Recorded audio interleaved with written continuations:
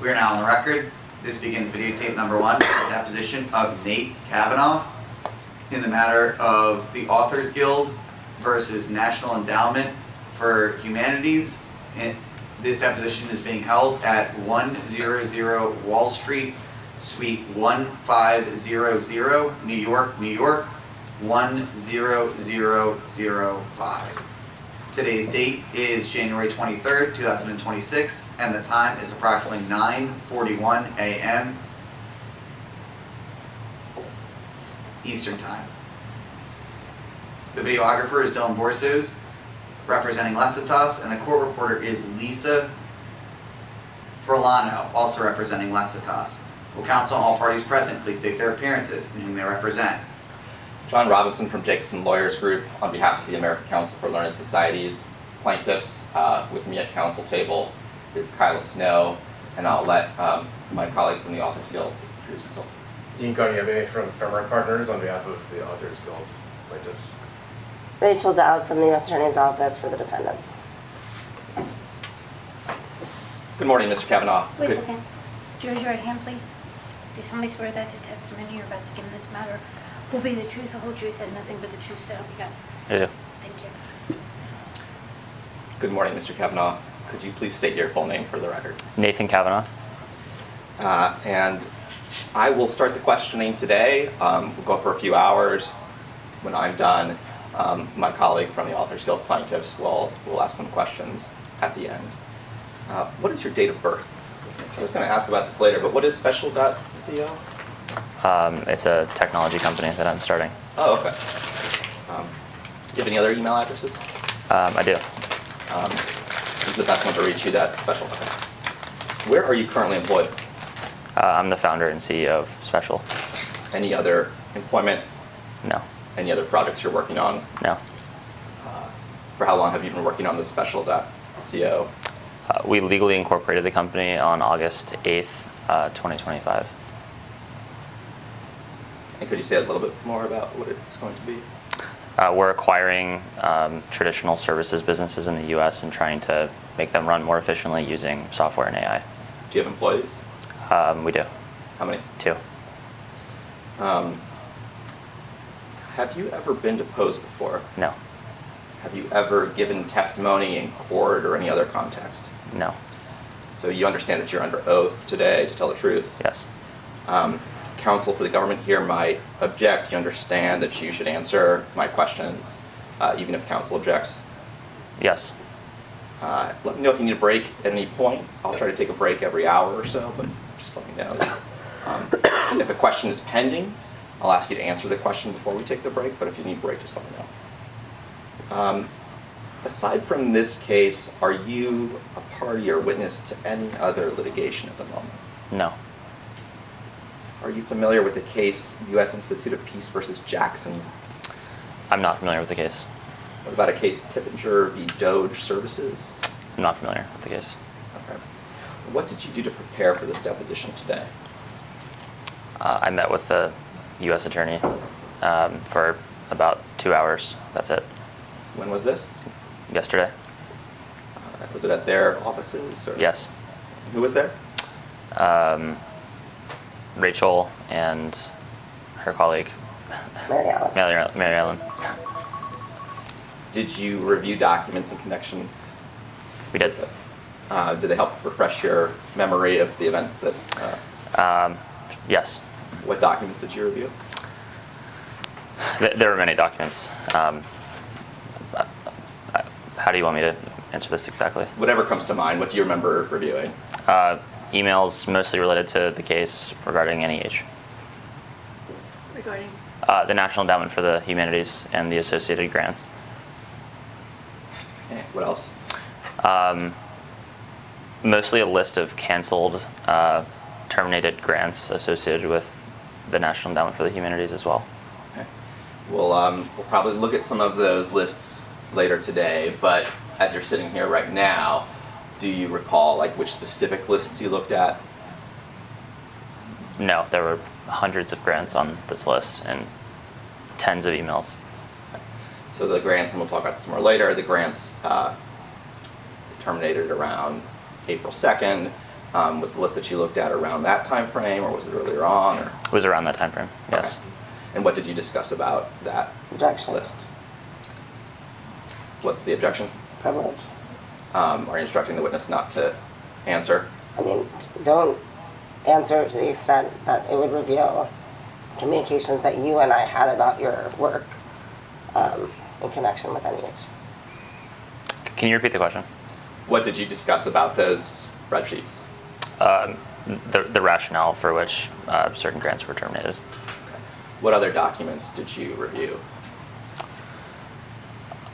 I don't recall any others besides what I've already told you around emails with Michael McDonald and the team at NEH and the associated grants. Okay. And what did you discuss with counsel from the United States about the rationale for terminating the grants? Objection. I'm instructed not to answer. Are you going to follow that? Yeah, I refuse to answer, yeah. Okay. You're not being represented by private counsel for purposes of today's deposition, correct? That's right. You understand that Ms. Dowd represents the interests of the United States. She's not your personal attorney. I understand, correct? yes. So you understand you're not in an attorney-client relationship with her today, right? Yes. And you understand you weren't in an attorney-client relationship with her yesterday? Yes. Okay. But you're still objecting on the grounds of privilege to that question. You're still refusing to answer as to what Ms. Dowd told you yesterday relating to those spreadsheets and the rationale for terminating the grants. It's the privilege of the United States, and that is what I'm objecting based on. And are you going to follow that instruction? Yes. Okay.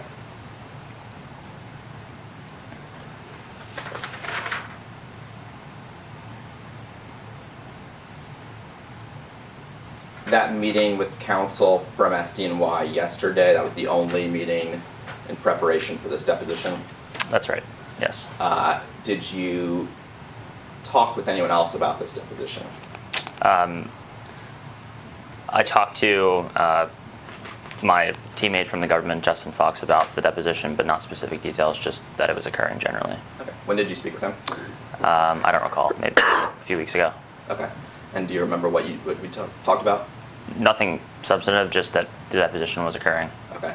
Did he tell you that he was also going to be He did. deposed? What else did he say? Nothing substantive, just that he was being deposed. Okay.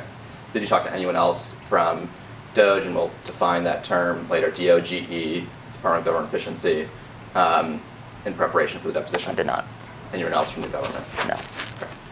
I want to ask you a few questions about your background. You attended college at Indiana University? Yes. College football fan? No. Okay. And you were there for 1 year? Yes. What did you do after that 1 year? I started my first company in California. And what company was that? It was called Brainbase, What was Brainbase? an enterprise software company. How long were you working at Brainbase? About 6 years. Can you say a little bit more about what the company did? You said enterprise. We helped Fortune 500 brands manage their intellectual property on our software. We had about 80 employees. It was acquired by a large public company in Canada in 2022. Okay. And what did you do after that? I took a break from working in the tech industry for about 6 months, and then helped co-found another business in the technology industry. What was that business? It was called Flow Finance. It was a technology-enabled accounting and finance product for small businesses. Okay. How long were you there? About 3 years. How large was that company? How many employees? About 40. And what did you do after that? I moved from California to Florida, took another small break in working, and then joined the Department of Government Efficiency in January of 2025. Okay. It's a good segue. So I did want to ask you how you first got involved with the Department of Government Efficiency, which you might call Doge today. That's okay. How did you first get involved? I was introduced to one of the recruiters at Doge through mutual investor connection. We had a few phone calls about my background, my interest in joining Doge, and was subsequently offered a position informally to join in DC. Who was the recruiter? Steve Davis. Who is Steve Davis? He was a member of the Doge team. And what's his background? He's the CEO of the Boring Company. Okay. Of the what company? The Boring Company. And approximately when did Mr. Davis contact you? I was introduced to Steve January 2nd of 2025, approximately. Who introduced you to him? A gentleman named Barish Akis, Do you know how to spell that? Baris Akis. What's his background? He runs a venture capital fund in Silicon Valley called Human Capital. And how did you know him? I was introduced to him through a mutual investor connection in Silicon Valley. Who was that? Vinay Haramath, Could you spell that, please? VINAYHIREMATH.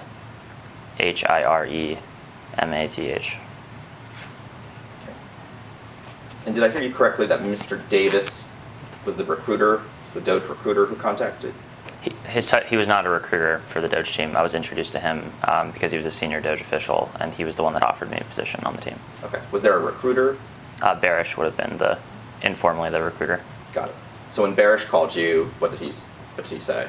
We discussed my background, my interest for wanting to join Doge, standard interview questions around my background in technology, finance, etc., and then subsequently introduced me to Steve as a second interview.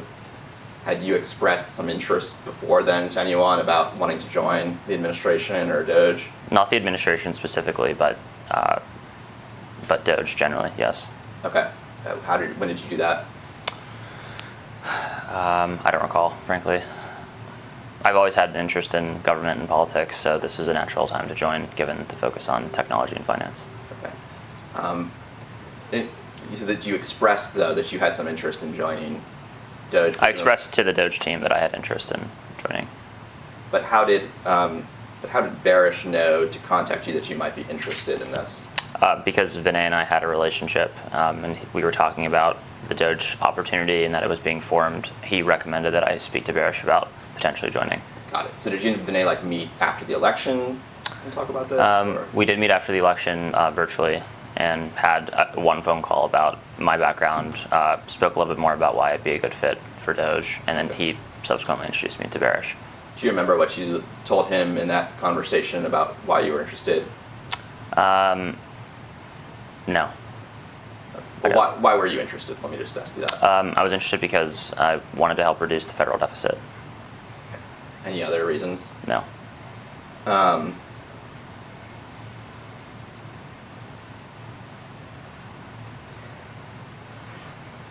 You said that Mr. Davis offered you the job? It was an informal offer. It was basically, if you're interested in joining, we will assign you a first project on the Doge team. And I said yes, and subsequently started working on a project for the Doge team. Did he interview you? Did anyone interview you? Barish interviewed me twice. Steve and I had a conversation, which would have been the final interview in the process, and then I subsequently joined. What was Barish's role with Doge, if you didn't already say? He had an informal role as a recruiter of folks from the technology industry, just given his background. Do you know if he's employed by the government? I don't believe so. So aside from the individuals we've talked about so far, Mr. Davis, Barish, Vinay, is there anyone else you spoke with in or out of the government before you joined the Doge team about joining the team? Would have been casual conversations with family. My dad, for example. Outside of that, no. No. Did Mr. Davis or Barish tell you what you would be doing at Doge? No. What did they tell you about what your responsibilities would be generally? They did not tell me. So you just knew, what did you know about Doge at this point? I knew that the effort of Doge was to reduce the federal deficit from $2 trillion annually to as close to zero as possible, and that was really all I was told. Did you know anything before you started about the mechanics, about how the administration wanted to accomplish that goal? No. And you mentioned earlier that they assigned you, said that they would assign you to a project, did they tell you what that project was going to be before you joined Doge? No. Did they mention anything specific about the National Endowment for the Humanities? No. Anything specific about any of the other agencies that you eventually worked at? No. Did you speak with Elon Musk before you joined No. Doge? Speak with Amy Gleason? No. And do you recall the date that you first formally joined the Doge team? I started working on my first Doge-related project in early January. I moved to Washington, D.C. Around Inauguration Day, January 20th, and formally started working in person a few days after that. What was that first project? We were building an organizational chart of the federal government to try and understand the relationship between the different agencies and the associated hierarchy. What was the goal of that project? Just to help the team get a better understanding of how the federal government is set up structurally. How long did that project take? A few days. And did you create that organizational chart? I was a part of helping create it. There were multiple folks on the team. And it was created eventually? It was. Is that a public document, do you know? I believe it is. It was public on the Doge website, on doge.gov. Okay. What was your title? I didn't have a title. Were you technically an employee of the General Services Administration? I was a political appointee at GSA as a Schedule C employee. Do you know why you were placed in the General Services Administration as opposed to somewhere else? I don't. But you would agree you were associated with the Doge team more broadly? Yes. Part of the Doge effort? Yes. There was also a U.S. Doge service. What was that? It was another organization within the federal government that I think was originally created under the Obama administration, and it was subsequently retooled, rebranded to onboard some of the Doge engineers to the Doge team. So there was like a U.S. digital service, and that became the U.S. Doge service? I believe so. Okay. Did you have an understanding as to how that was different from individuals at GSA elsewhere who might be helping with the Doge effort but weren't employed by the U.S. Doge service? My understanding is that the general philosophy was to put engineers under the U.S. Doge service and then non-engineers under GSA or whichever agency they would have been the best fit for. What about lawyers, people providing legal advice to you and others? Do you know where they were placed? I don't. Okay. You mentioned earlier that Justin Fox was part of the Doge team, that you worked with him. Who else from the U.S. Doge service do you recall working with while you were in the government?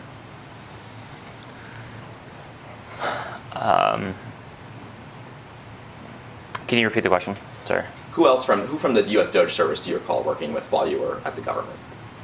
There were several employees, engineers. Frankly, it was hard to tell which agency people were onboarded with, so you wouldn't know in conversations whether they were onboarded with GSA, for example, or the U.S. Doge service. Yeah. But presumably there were many. Let's just go through some names of individuals. So you said Justin Fox earlier. Justin Fox was onboarded to GSA as well. Okay, so who else?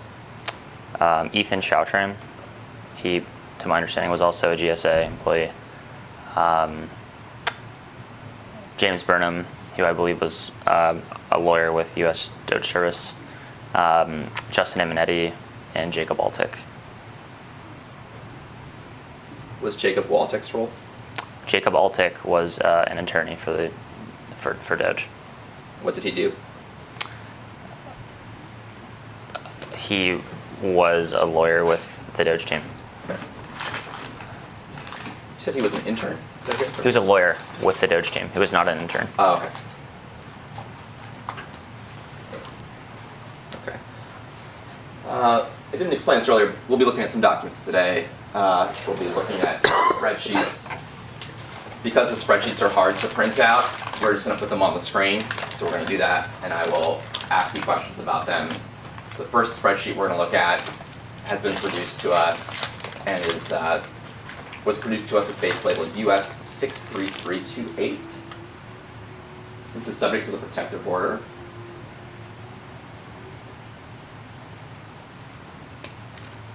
Can you see this? Okay, Mr. Cavanaugh? Can you zoom in a little bit? Yeah, I can see it. Have you seen this document before? I've not. Just looking at it, can you tell what it is? It appears to be a list of Doge associated team members. And that's what I thought too. You'll see, names, last names in column B, first names in column C. This is a tab called Detailee. So presumably these are individuals who are detailed to Doge. The first row, well, it's actually row 2. This is Justin Aminetti, you mentioned him before. Row 3, Jacob Altic, you mentioned him too. I don't see James Burnham on here. But I guess my first question for you is, did you work with anyone else on this detailee list? Objection to form. There was a lot there that was not a question. I'll just shorten it to that last part. Did you work with anyone else on this list besides Justin Aminetti, Jacob Altic, and Ethan Chautran? And take your time. Are you asking at all in my time in the government or just with respect to National Endowment for the Humanities? Let's start with at all.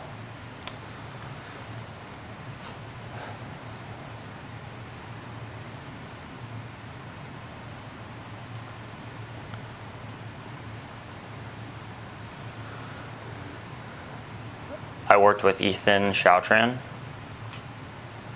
Anyone else? I had conversations with others on this list but didn't work with them in a formal project capacity while on Doge. Can you provide an example of someone you had a conversation with but didn't work in a... Luke Ferreter, Akash Boba. What did you speak with Luke There's Ferreter about? general colleague conversations, informal, not related to any specific Doge project. I'm sorry, can you just provide a little bit more context about... Luke and I saw each other in the hallway at GSA and would have casual conversations about how are you doing, just standard Okay. colleague conversations. Anyone else?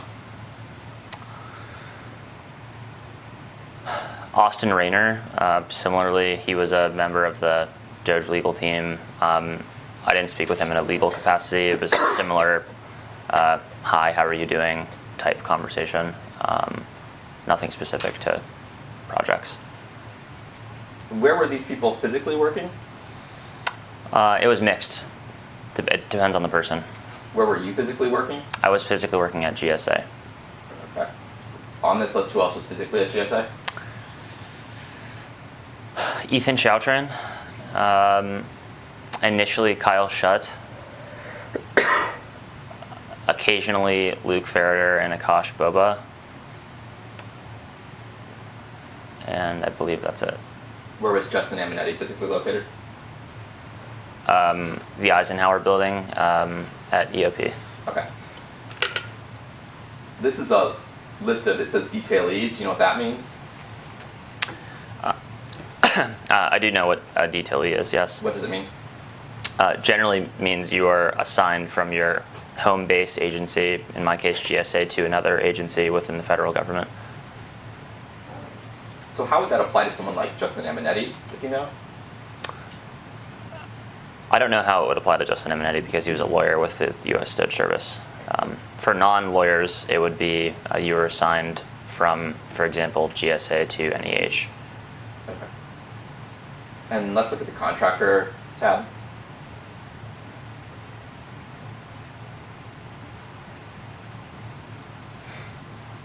What does this appear to be? We could scroll up maybe to see the first row. You're good. I don't know. There are more names on this list. Just looking at them, did you work with any of them?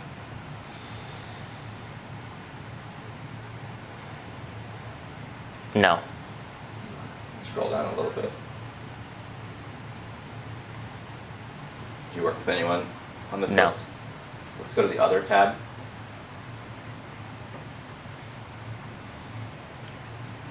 Do you know any of these individuals? Yes. Which ones? Anthony Armstrong, Jen Balahadia, James Burnham, Ed Korstein, Steve Davis, Marco Ellis, Cole Gaudier, Adam Ramada, Brad Smith, and Christopher Stanley. Do you know why these individuals are listed as other as opposed to detail leads or contractors? No. What work did you do with Anthony Armstrong? I didn't do any work with Anthony Armstrong. But you knew of him? You Yes. spoke with him? Yes. What was his role? Initially, he was a senior official at OPM, Office of Personnel Management, for Doge. And what about Jennifer Balahadia? She was an assistant to Elon Musk. Did you work with her? No. Who was the next individual on this list that you worked with? James Burnham. And what did you work with him on? I didn't work with James on any specific project, but he was a senior lawyer for the Doge team. Did you work with him in connection with the NEH? No. What did you work with him in connection with? James served as an escalatory legal figure for the Doge team. He would generally get involved in projects to the extent that one of the other mid-level attorneys could not answer a question. How often did that happen? Infrequently. Would you go to him then, or would one of the more junior lawyers, escalate it to him? It would mostly be a more junior lawyer would escalate to James. Okay. Who's the next individual on this list that you work with?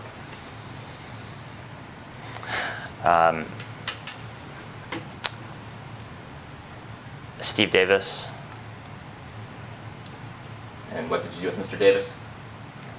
Steve was effectively my manager at Doge. He was effectively your manager? Yes. Did he oversee your work with the NEH project specifically? No. Which project did he oversee? He assigned me to work and lead the small agencies team for Doge. Beyond assigning me that responsibility, he wasn't intimately involved in my day-to-day work. What was the small agencies team? The small agencies team was the team at Doge that was assigned and detailed from typically GSA to small federal agencies in the government, including NEH. Who was on that team? Myself, Justin Fox, Ethan Choutran, and then later Marshall Wood, Jonathan Mendelson, initially Jacob Altick, although he wasn't after a couple of months, and then Justin Eminetti took his place as the new lawyer on our team. And what was the goal of the small agencies team? It was to identify wasteful spend within the small agencies in the federal government. Which agencies were those? There were about 100 small agencies on in our scope and purview, although we were mostly focused on agencies that were in executive orders, and those were the primary focus. How often did the small agencies team meet? Daily. Was there a particular time of day? No, most of the small agencies team, with the exception of Justin Eminetti, were physically present at GSA as the home base. So you would meet at GSA every day, but the time varied. Mostly business working hours. And what would be discussed at these daily meetings? It wasn't a formal daily meeting. It was you showed up to GSA for work, and the nature of our work was mostly focused on the status of projects regarding the small agencies. Okay. We might return to that later, but I'm going to move on now.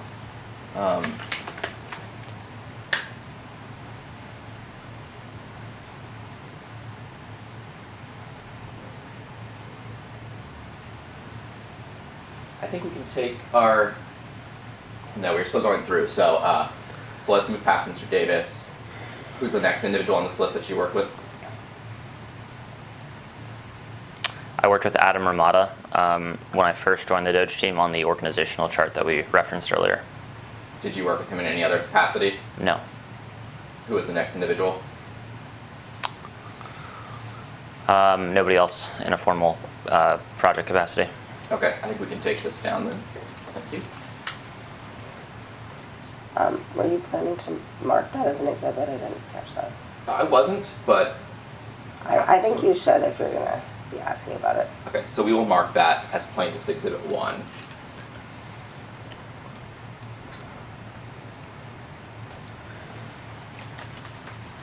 And just for the record, that was US 63328. It's a spreadsheet subject to the projected work.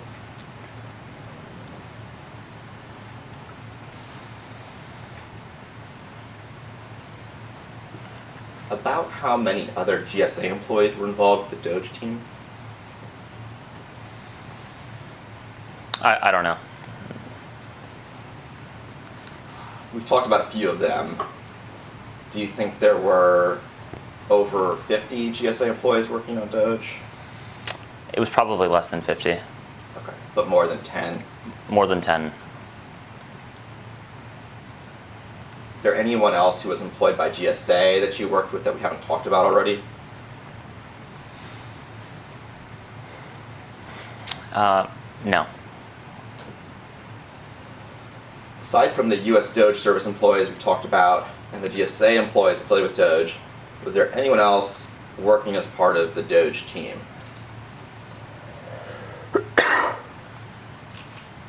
Can you repeat the question?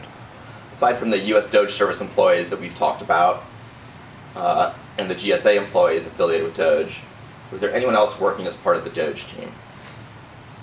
Yes, I'm sure there were at other agencies in the federal government. Okay, can you provide an example?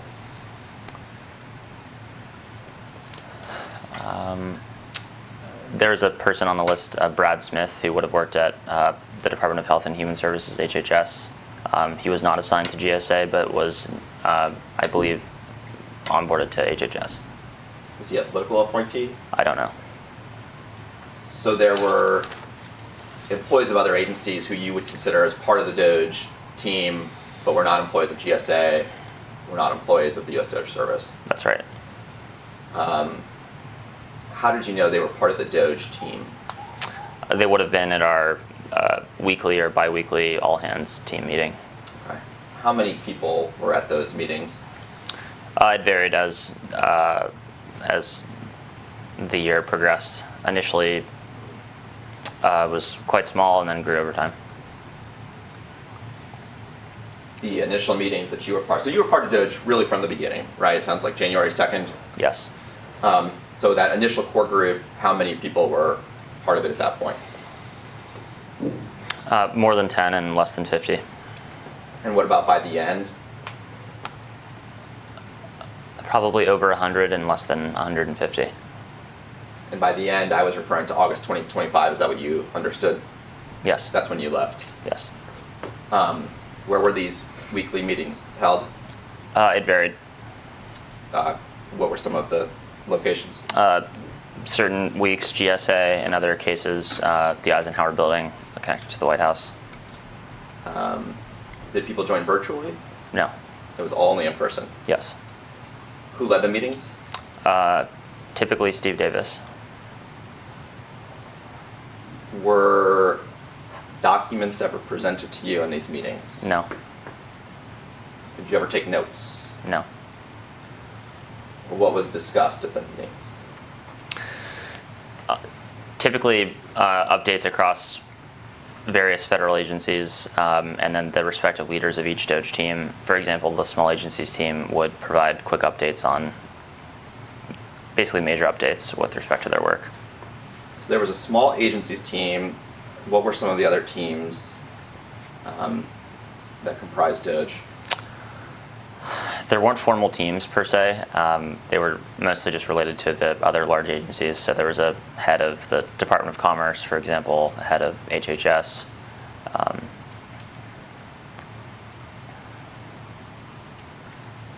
Was there a team focused on diversity, equity, inclusion issues?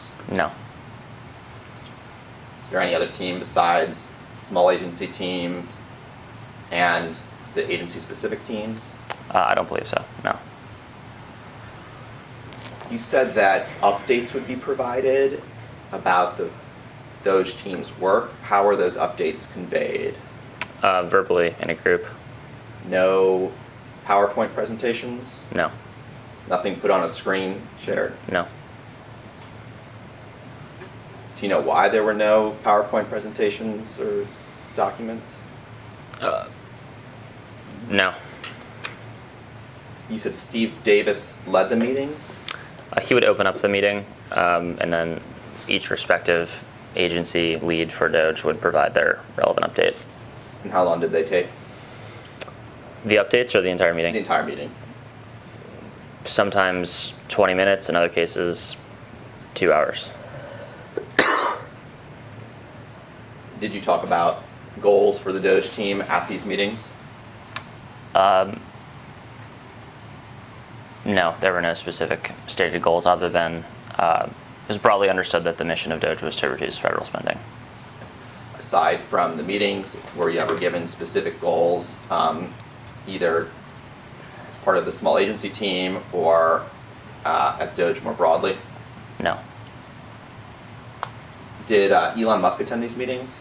Occasionally, yes.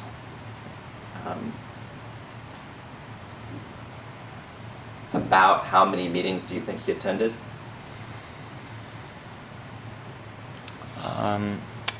Maybe a dozen of them, Did he speak at these meetings? yes. Do you recall what he said? It depended on the meeting. Let's take the first meeting, if you recall. Presumably this was your first time sitting down together with the team, talking about what you're going to do. Was he at that meeting? He was not at the first all-hands meeting that I attended. Was Mr. Davis? Yes. And what did Mr. Davis say at that meeting?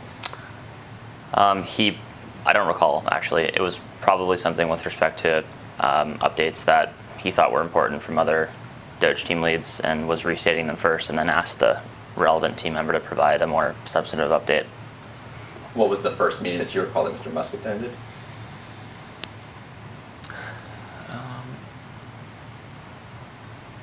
It would have been in late January, probably the first week of the administration. And what was that meeting about? It was a smaller group of about 20 people. Similarly, the agency team leads were providing updates. Elon was mostly listening and then would ask follow-up questions with respect to the update being provided. Do you remember any of those questions that he had? No.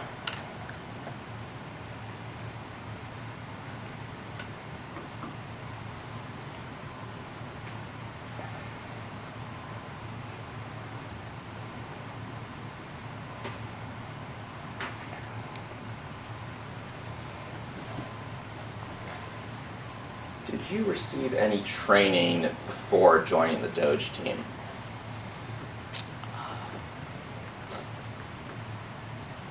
I went through the standard HR onboarding process for GSA employees because I was a political appointee.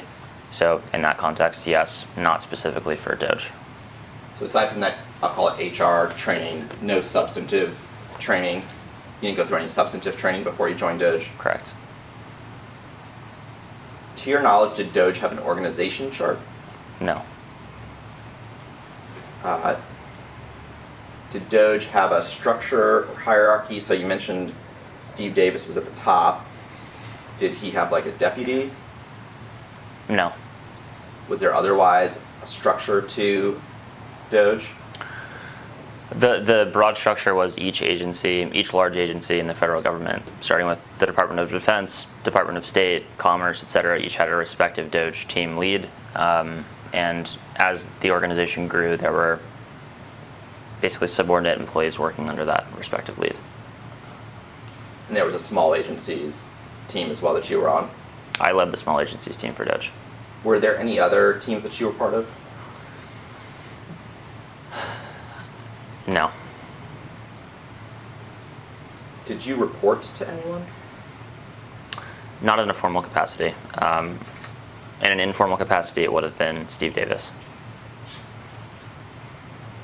Did the other agency leads report to Mr. Davis? I'm not sure. And who reported to you? Justin Fox, Ethan Choutran, and then eventually Marshall Wood and Jonathan Mendelson.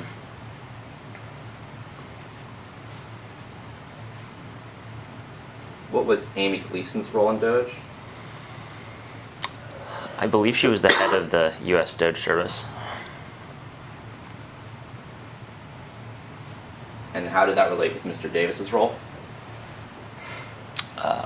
I'm not sure if Steve had a title, so I don't know.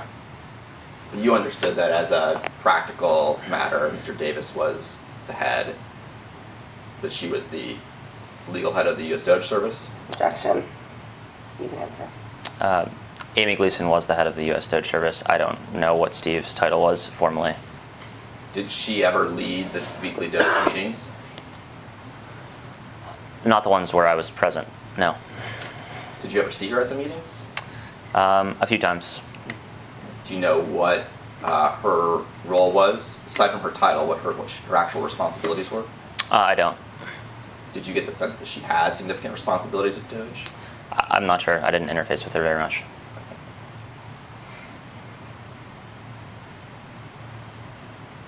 What was your salary at GSA? I believe it was about $120,000 annually. And prior to working at Doge for this administration, you had no prior government experience, right?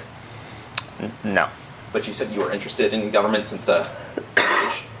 Yes. Can you tell me a little bit more about that? What prompted that interest? I'm not sure what prompted the interest. Did you go to any like summer programs or take any classes that aligned with that interest in government service? No. But you just had an interest in government generally? Just specific policy topics that were topical in each election, and reading just casual information that's publicly available. Which topics? Foreign policy, economic policy, social issues are some of them. What was that? Social issues. And those are just some of the topics of which I was interested in. Did you work on any like political campaigns before you worked in this administration? No. Did you ever go on like a podcast and talk about your views on these issues before joining the administration? No. Part of any like social groups? And where did you live, by the way, after college? Los Angeles. Los Angeles, okay. Part of any like social groups in Los Angeles where you discuss these issues No. with others? Did you grow up in Indiana? I grew up in Pittsburgh.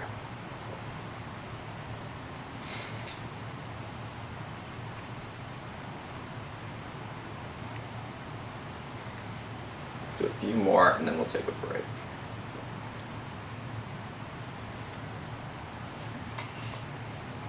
What was your first assignment at Doge? It was working on the organizational chart that we discussed previously. What was your next assignment? It was interviewing General Services Administration employees, specifically in engineering, product management, and design. What did that entail? It entailed interviewing team members within GSA across those functions. How long did that project last? A few weeks. Was this in January, February Late January into early February. of 2025, I should be clear. What resulted from this project? I believe my inputs on the interviews with employees were then provided to the head of GSA when eventual RIF plans were conducted at GSA. What was your next project after that? I was responsible for reviewing what are called FACAs, Federal Advisory Committees, basically, that exist within government agencies to try and figure out which ones are critical and which ones should be eliminated. When was this? Roughly early February of 2025. How did you decide whether an advisory committee was should be cut or not?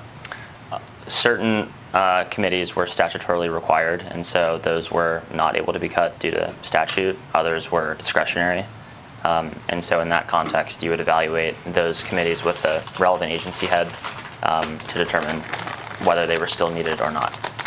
You're not a lawyer, I'm not a lawyer. but you work with lawyers on that. We did.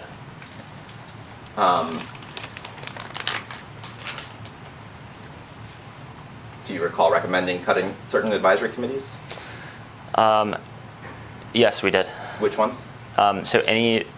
When we reviewed the committees at, for example, Health and Human Services, HHS, any committee that was not statutorily required was sent to the relevant agency head and the Doge team lead at that agency to review those for elimination. What was your next project after that? I was asked to lead the small agencies team for Doge About when was that? about the middle of February of 2025. And was it Mr. Davis who asked you to do that? He asked me to review certain small agencies in the federal government with the context of there would be certain executive orders signed to reduce certain useless small agencies in the federal government. So Mr. Davis identified specific agencies at that point.